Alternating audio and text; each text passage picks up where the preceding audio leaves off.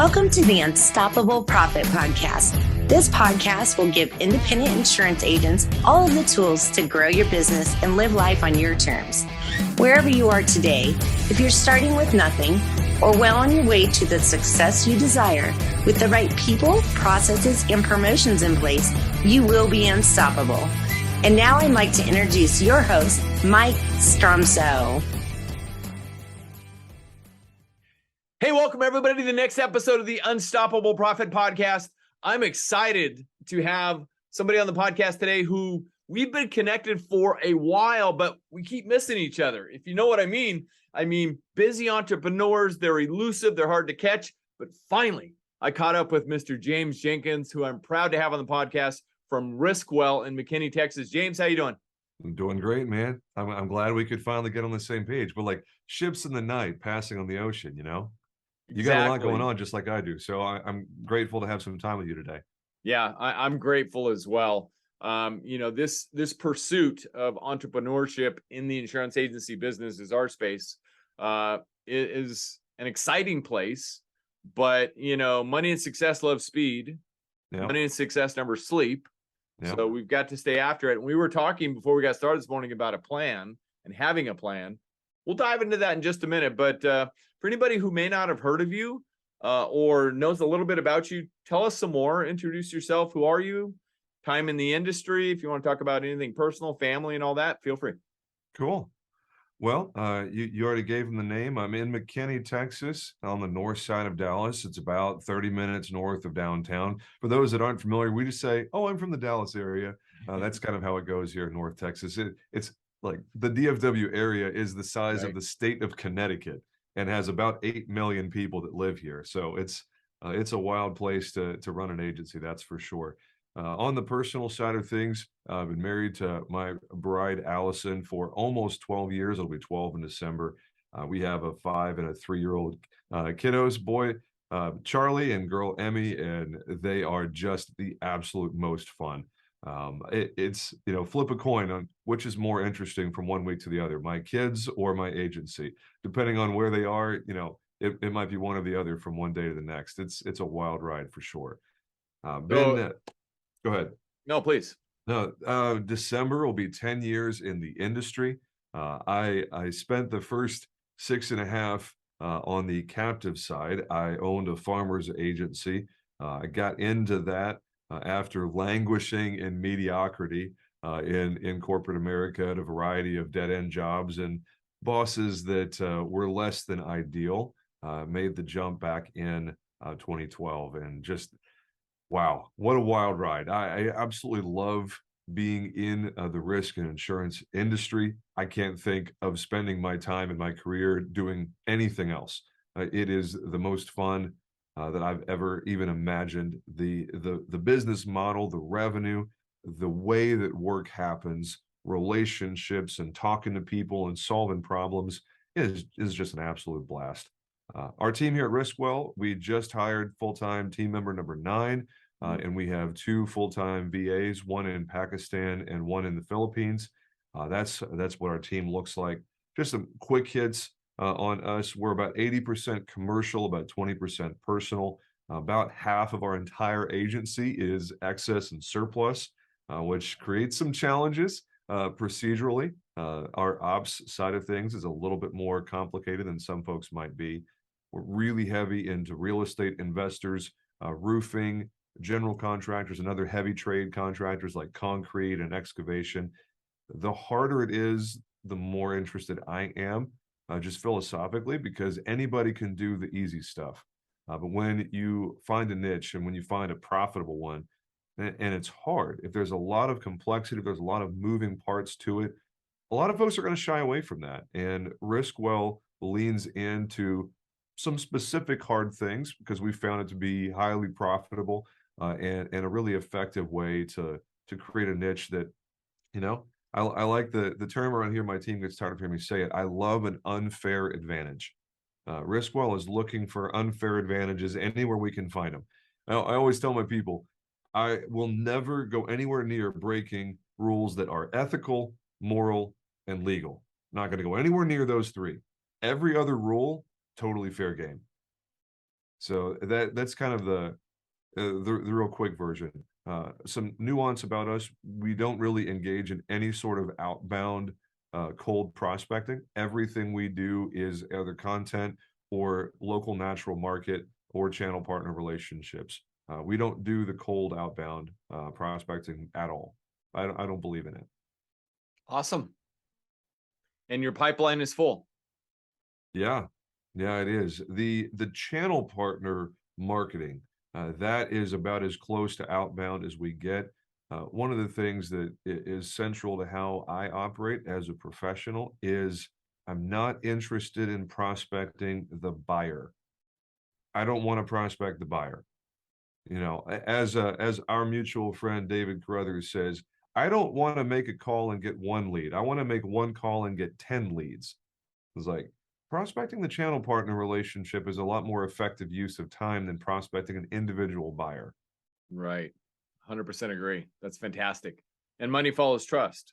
Absolutely. Yeah. So It's a lot easier to close someone that came by a referral of some sort rather than, I'm sorry, who are you? Where are you from? Not really Exactly. interested in that one.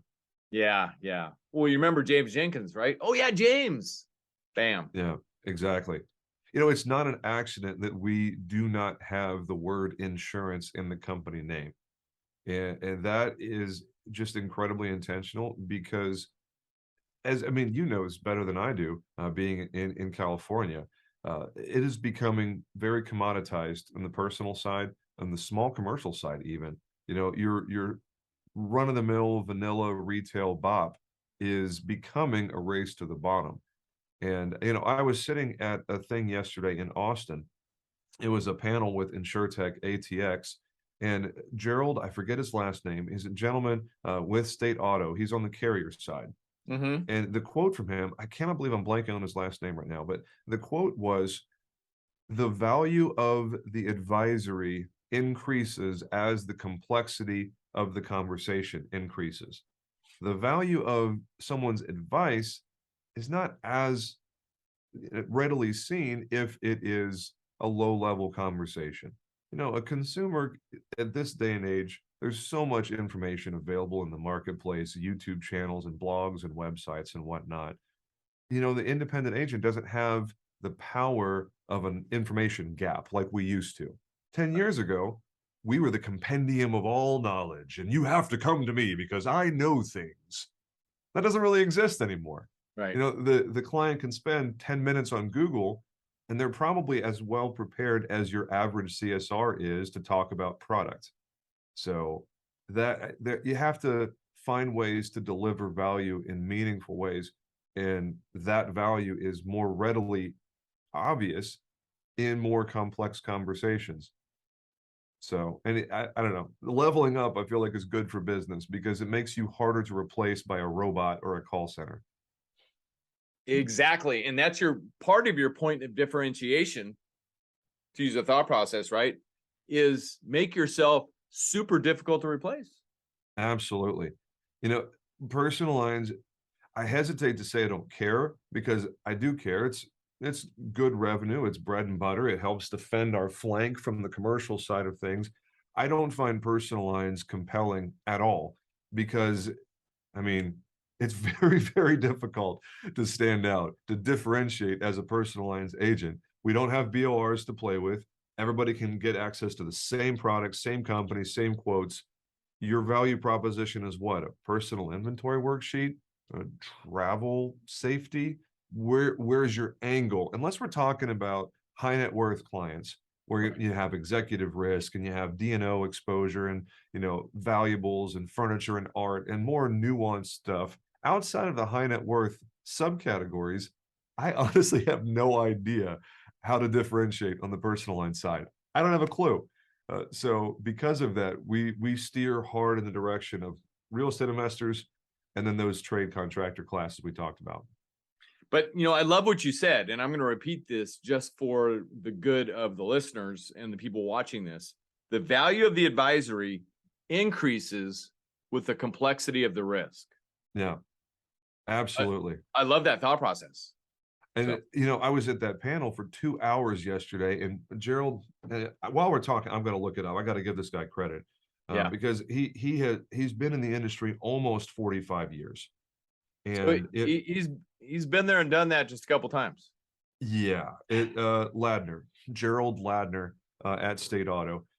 He referenced yesterday that he's retiring soon. I imagine Liberty's acquisition of State Auto might have accelerated his retirement timeline. Who knows? Might be a good way to find the exit there after 40 something years of service in the industry. But I can't take credit for that quote. That was all Gerald. We'll give it to Gerald Ladner at State Auto. Thank you, Gerald, for sharing that. And I love the unfair advantage thought process as well. And you were doing that, and you're looking for that unfair advantage. And speaking of the great state of Texas, I learned something from somebody in your state, a very successful agent a number of years ago with regard to commercial lines and niches and that kind of thing. He taught me that you want to look for things that are misunderstood and underserved. Yep. So that might kind of piggyback on what you're doing. Absolutely.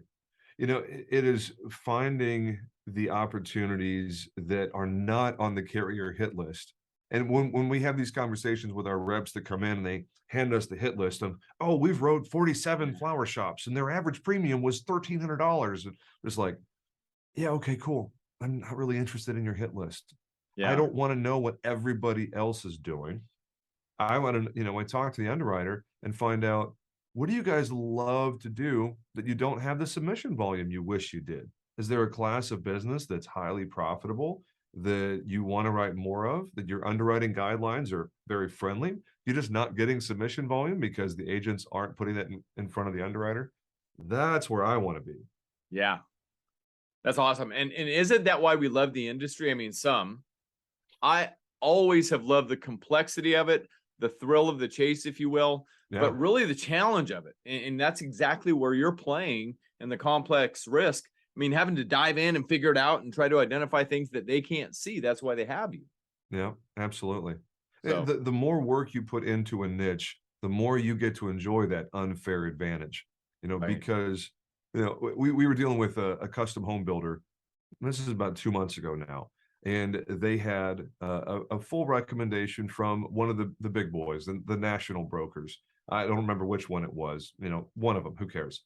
And they had a recommendation there. And because I have a very deep understanding of that vertical, I called the shots, like without even looking at the recommendation. I was like, I bet he did this, right? Oh, and the GL was with Evanston, part of the Markel family.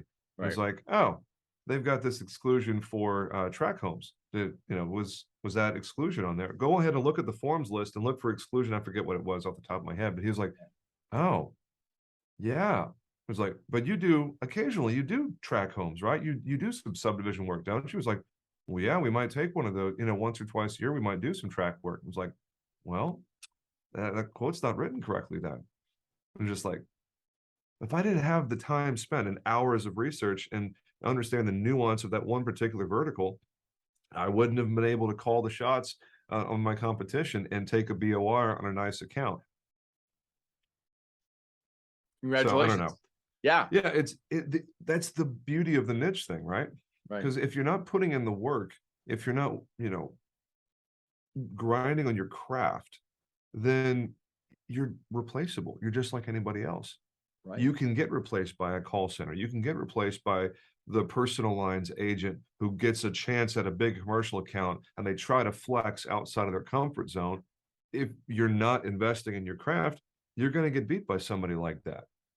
I love that. And let's keep digging on the niche. But before I go there even more, tell me about RiskWell. I mean, where did that name come from? Why did it come to your mind? And why did you end up using it? I have to make fun of myself a little bit because our first name on the independent side was James Jenkins and Associates - Insurance and Risk Management. Our website was jjairm.com. It was the worst website in the history of websites. Like every time I see it now, I'm just like, oh gosh, that was such a bad name. It's like, are you a small town law firm? No, we're an insurance agency. My bad. Yeah. So about 6 months into launching what is now RiskWell, I realized that my branding was terrible. It was like, we're the most generic thing ever. And right about that time, I had read the book Shoe Dog by Phil Knight. Phil Knight. Love that book. Yeah. Wow, what a great book. But the conversation they had about the name Nike was like, it doesn't say anything about shoes at all. Nike is one of the most globally recognized brands in any industry. And that I just got stuck on. I decided it had to be 8 letters or less. Don't ask me why it was 8 letters. It was like, it can't be more than 8 letters. It has to be immediately recognizable. We need to have an icon for a logo, that little RW with the box around it. We call that the icon. But the name could not have Jenkins in it. It couldn't be last name insurance agency, and it couldn't even have the word insurance, because the moment that we have the word insurance, subconsciously, we are immediately commoditized in the brain of our prospect. 100% agree. Because I want to be middle market in the coming years. I want to have really high level, strategic, operational conversations that have absolutely nothing to do with insurance. There's no better way to differentiate the value offering in the marketplace than to move beyond the product. Because everybody can sell the product. But I have a bunch of letters after my name. The only reason I went out and spent hundreds of hours getting 3 designations is I recognize that if I'm able to talk on those levels, that I get more of that unfair advantage, because your run-of-the-mill producer at, Aon or Marsh or Lockton or Gallagher or Willis or Brown and Brown or whatever. They're a carousel for starters. But secondly, most of them, if they have a designation, they have the CIC, and that's it. Most of them can't talk coverage. They can't talk nuanced risk management topics. They don't understand loss controls. They don't understand a lot of the more tactical ground floor stuff with an account. They don't know how to break apart a work comp mod audit and look and make sure that things were reported correctly. They don't know the nuance, the practice of risk management, which means they are vulnerable to attack from other angles other than, oh, well, my price is better than yours, so pick me. I don't really see any value in that. Right. I've done some study in my history, and I'd love to hear what you have to say about this as well. Or if you've done it, maybe share a little bit. This was probably 5 or 6 years ago in the middle market commercial and up. This particular agency, who I've got a really good relationship with, actually uses a company's profit and loss statement and balance sheet as a beginning point for conversation from a budgetary standpoint, and then they move it into risk management, how much they're investing in risk management to keep that line item where they want it to be. And really what they do is they teach people how to increase their profit, because they're bringing their insurance in line to where it needs to be based on the risk and the exposure and everything else. And I thought it was beautiful. It was a great study. That's genius. And that is how you get a CFO's attention. Yep. Exactly. That's in the middle market. In this, I don't have too many reps in the middle market. Of my entire book of business, I have 7 accounts with greater than 200,000 in account premium. We, in our office, we think of middle market as anything that's higher than 15,000 in revenue. We have 7 accounts that fit that. And the premium number is not in alignment with revenue number. I just realized, toss out the premium, it's 15,000 in revenue. Anybody who does simple math realizes, what, James, 250,000 in premium is a lot more than 15,000 in revenue. So are you getting 7% commission on your accounts? No, toss the premium, keep the revenue. Sorry, I can't do math apparently. But the P&L, the balance sheet, that is exactly how you talk to a CFO. Yep. Is business impact. How do we drive more of your revenue to the bottom line? That's brilliant. I love that approach. Yeah.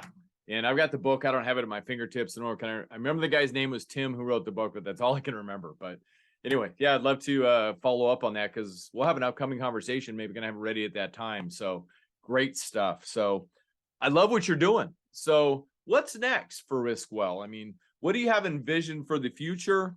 as a result of your most recent investment in yourself?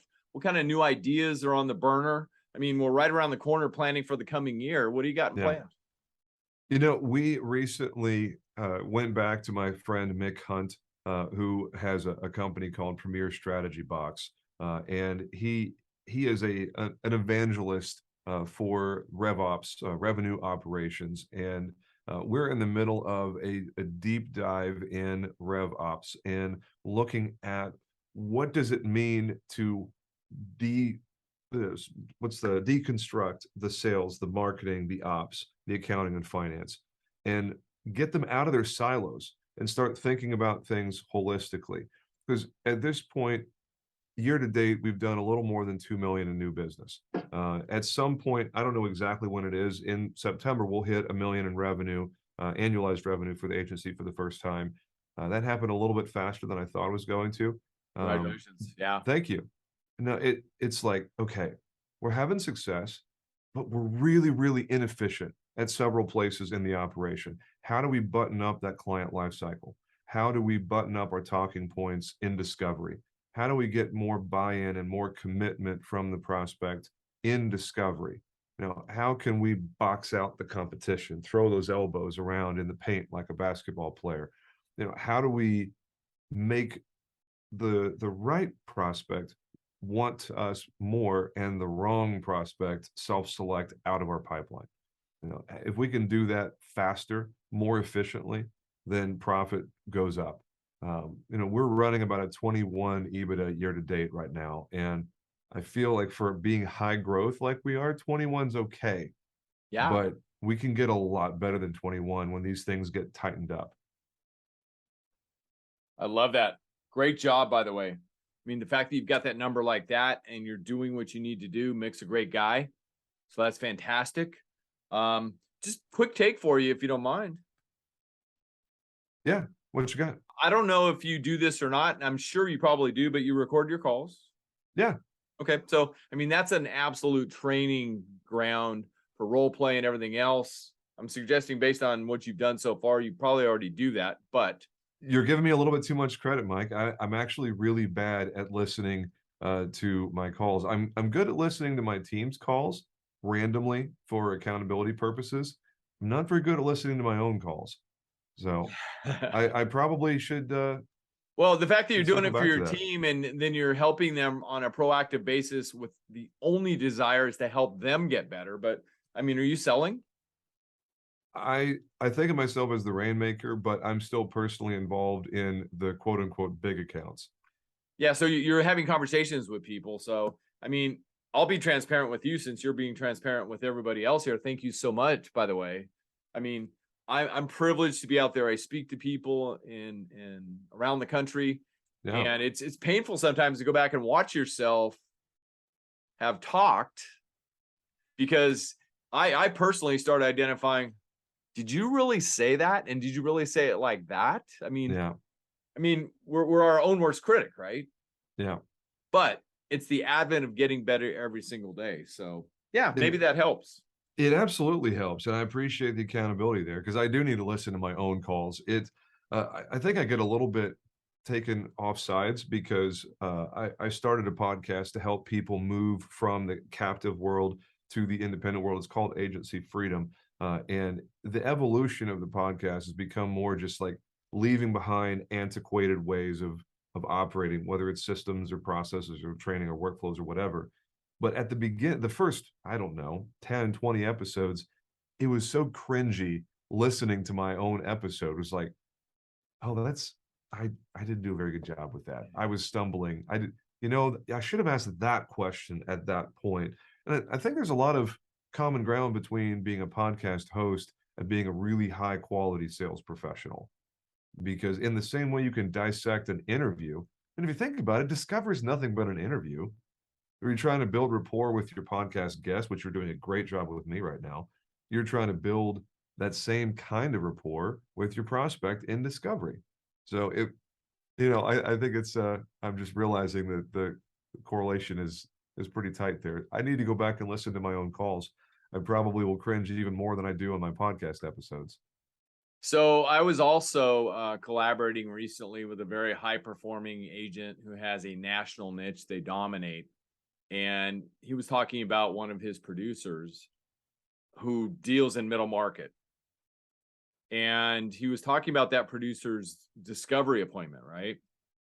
And the discovery appointment was all about building the trust and earning the trust.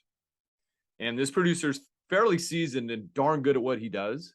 Yeah. But the producer, if he doesn't identify that the trust exists and he's had some questioning that he's put together that identifies whether trust is present or not, if he identifies it's not present, he doesn't go any further until he establishes that the trust is present. So yeah, that would be my great encouragement. And the thing that you might be thinking about looking for in studying yourself to get better, it's all about trust. I mean, money follows trust, and it's the trust. And you build that trust through differentiating yourself as well, which you already do. Great job. That's a great point, man. Money follows trust. That's quotable. It might be a little graphic of this episode. Money follows trust, dash Mike Stromsoe. Well, I like the unfair advantage, and you may see that again as well. So, man, this has been brief and fun. We've covered a lot of ground in just a few minutes here. I'm gonna add a couple more gold nuggets if you have a quick second. Yeah, man, go for it. And I just want to help you. That's my goal. Fantastic. So, I'm all ears.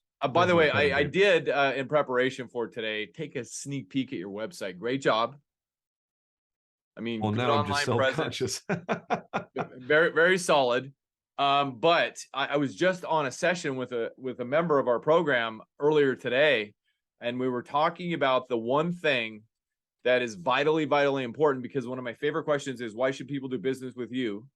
Yeah. Over and above any and all other options available to them. And they have options, and you're already, barking up the right tree, excuse the term, and helping people get to that point. But the other part answer to that question for them is, it's what other people say you've already done for them. And so it's the social proof aspect. Do you have a written guarantee? What does that look like? Because I'm a big fan of traction, of the EOS operating, the Entrepreneur's Operating System from Gino Wickman. I haven't quite wrapped my head around what a guarantee would look like for us, because I'm not in charge of commissions earned from premium. On a lot of our accounts, we do have fee-based revenue, a fee for service, if we're doing something beyond just placing an insurance product. Right. What's your take on what that would look like for somebody like you and I in the insurance world? Well, what we've developed over a lot of years is I started with a one-page, 100% money-back guarantee. And to be honest with you, it was simply, hey, this is what we are going to do for you. And if we don't do it and you're not completely satisfied, we'll cancel your policies, return the unused portion of the premium, and we'll part friends. And there's a way to position it with the wording and everything else that works. And the thing about it is, nobody else is doing it. Yeah. Nobody else is put it in writing. And back when we had it notarized and all the team members signed it and the whole 9 yards. And still, going forward, the team members always signed it, but the notary became a little bit more challenging. So we just moved to another visual, but it became a 4-page risk removal guarantee. And I'll be happy to share a copy with you. I mean, I'm terribly fascinated at this concept of how this is worded in a way that doesn't result in you putting your entire revenue on an account at risk. Well, here's the question. The other fun thing we've got, and I don't know if you've seen this or not, but there's only one person that stands between you and everything you want, right? Yeah. And it's really yourself. It's the mirror, what we affectionately call the mirror of truth, right? So, on a scale of 1 to 10, with 10 being the best, James, rate yourself in confidence, with 10 being the best. Where does overconfidence fall on the scale? 11 or 12? Oh, man. No, the funny thing is, and I know you and your listeners appreciate this, some days it's a 14, some days it's a 2. And I think maturity, and for me, what I'm working on, I have a counselor. I got with them back in, I should just be true to myself and call them what they are. They are a therapist. Counselor sounds less weak, like, oh, I don't need a therapist. It's a counselor, whatever. Anyways, one of the things that I'm working on with them is entrepreneurial anxiety and the whole like performance-based acceptance inside my own head. And for me, what growth looks like is a stabilizing of that variance between high confidence and low confidence. You know, the 14 to 2 maybe needs to be like between a 9 and a 6. Maybe that's where the variance needs to be if I'm being healthy as an entrepreneur. So I know you didn't mean to get all existential with that question, but I think that is definitely something that I'm focused on in my growth as a professional, just in my office, but also as a peer. Back episode, what was it? 52, I think, episode back in May.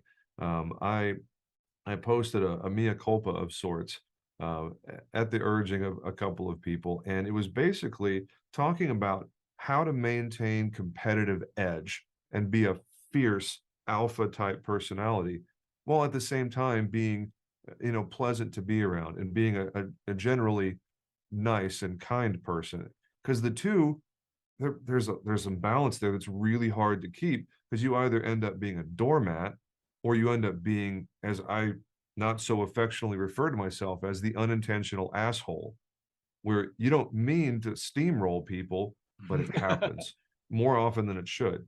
So I'm chasing a rabbit here. I'm sorry, but No, the go confidence ahead. question, that is something that I think all of us really need to nail down and be honest with ourselves, because that's the difference. One of the key differentiators between, good to great and great to, best in class. I love your transparency. Thank you. Thank you so much for being willing to. I'm probably oversharing there. I'm sorry. No. I think it's fantastic. I mean, I love that. I mean, we all have our days. Yeah. And I had a situation yesterday on the personal side, which kind of knocks you down a little bit. You think you're, being a great dad and all this kind of stuff, and something happens. Is like, I should have been a better listener at that moment. Yeah. So, we got 2 ears and 1 mouth. We call it 7 to 1, but I won't go there right now. But we got to use them in that proportion. Yeah. And one of our kids said, "I just need you to listen for a minute." I'm glad that happened, because that reminded me I need to be a better listener. How old are your kids? The youngest is 34.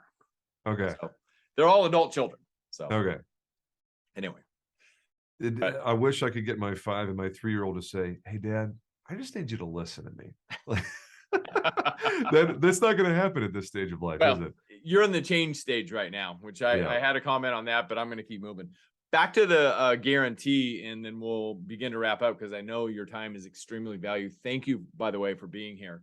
Yeah. So it's now a 4-page written, unconditional, you can call it client satisfaction guarantee, you can call it money back guarantee, whatever you want.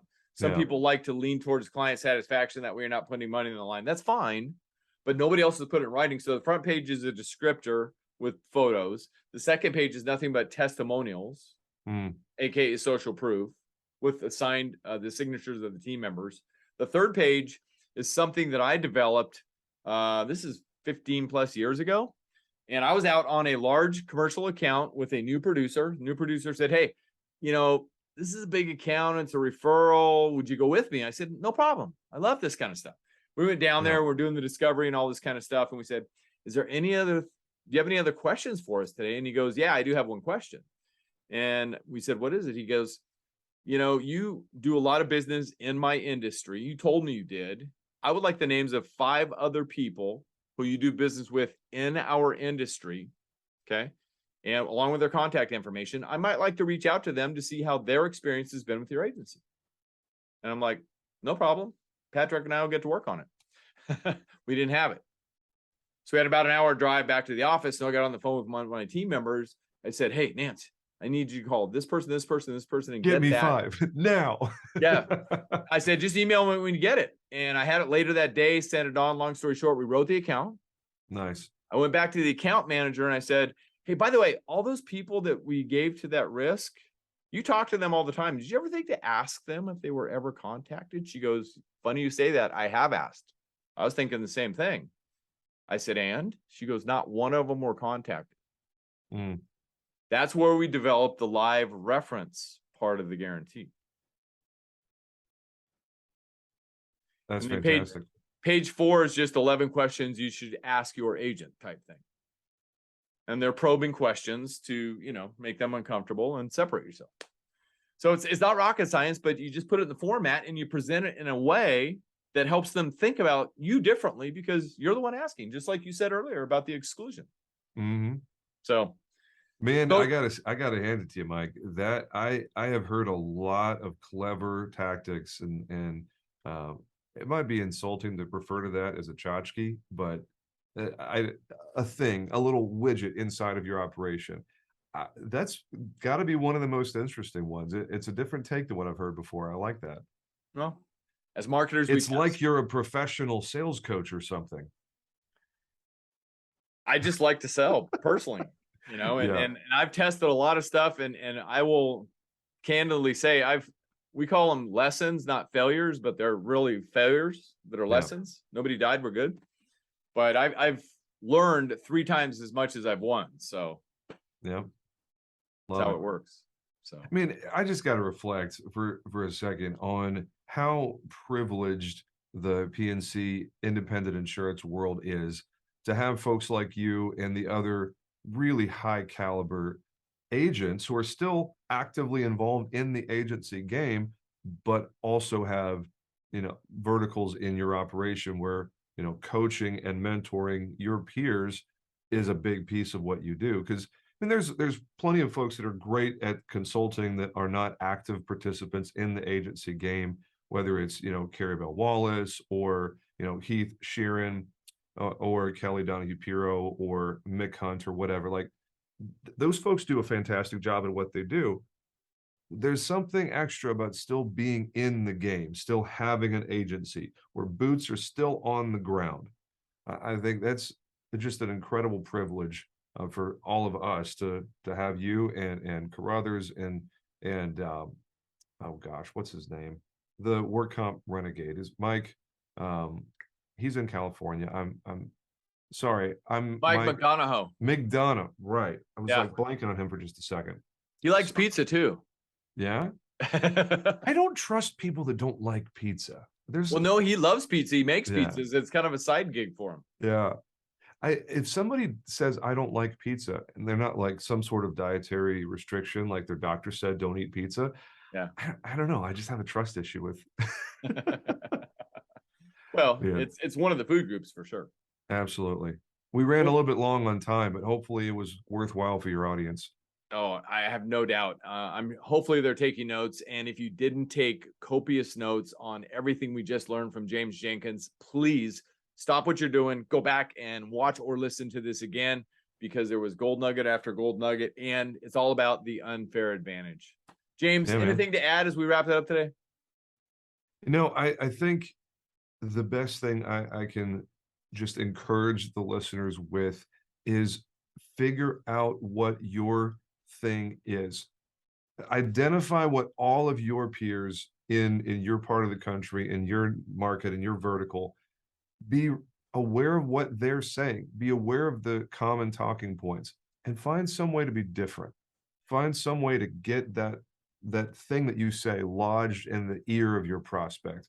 Because if you sound like everybody else and you look like everybody else, then why on earth should someone do business with you instead of your counterparts locally? One of the things that we've done really well in my office is find unique ways to have success that are off the beaten path. If I go up against a generalist agency on a flower shop or something, I have no advantage. There's no way to tell who's going to win that one. It's a coin flip. And as we talked about earlier in the episode, I don't really like a coin flip.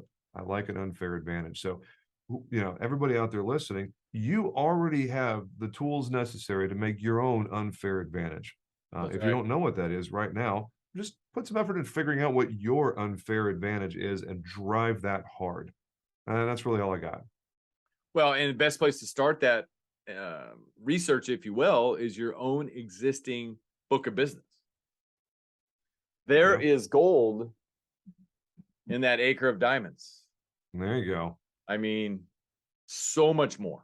And, I've learned from many, many people that, everybody knows 250 people that will either come to their wedding, come to their funeral. I mean, if you've got 500 clients, if you got 750, 1,000 or more, I mean, you've got everything you would ever need right there. Yep. In your own acre of diamonds. So great stuff. This has been fun. Thanks, Mike. It's been fantastic. And I look forward to catching up with you soon. We're scheduled to have another quick combo, and I can't wait to learn more and to help more. Yeah, you get to be on my show. I'm on the other side of the microphone for that one. So I can't wait. I can't wait. Check us out. So figure out how I can help, because like you said, we're just trying to give back to others. We've been so blessed by this industry, and we just want to help others out there so they can experience the same thing. James Jenkins, thank you so much. All righty. Thanks, Mike. Y'all take care. All right. Take care. All right. Thanks, everybody, for joining the podcast today. If this is your first time on the podcast, welcome. My name is Mike Stromsoe, widely recognized as a leading author, speaker, and coach for the independent insurance agency industry. Please go to unstoppableprofitpodcast.com. Go up to the top and hit subscribe so you don't miss one episode of the value content like all of the gold nuggets that James just dropped for us today. And we're out there on all the channels like Stitcher, Spotify, now Amazon, Apple Podcasts, and of course our YouTube channel. So we look forward to helping you and serving you on the next podcast and into the future. And until then, get out there, make a difference, be unstoppable, and leave no regrets. We'll see you next time. James, thanks, buddy. All righty. You love the podcast, but don't know where or how to get started? Come join our next virtual training while seats are still available. Register now at uppfaststart.com. That's uppfaststart.com.